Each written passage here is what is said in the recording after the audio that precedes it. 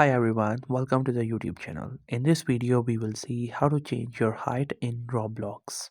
So if you would like to create your avatar taller or maybe shorter, I show you the easiest way. So first we have to open a Roblox app.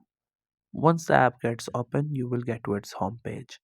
Now here you have to click onto your username or your avatar, and then you have to just simply scroll down on this page.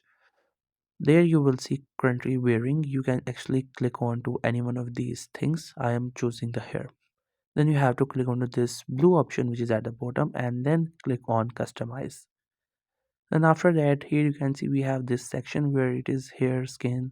You just have to simply scroll to the right and there you will see the option build. You have to click onto it. And here you can just simply see this option, the first one. You just have to simply move the cursor and then you will see the body of the avatar it getting bigger or smaller.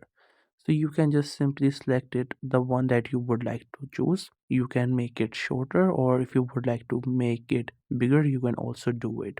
Whatever the way you like, you can customize the height of your Roblox avatar. So that's how you can change your height in Roblox. I hope you found this video helpful and informative. Make sure to subscribe to the YouTube channel for more informative videos and updates. And thank you so much for watching the video.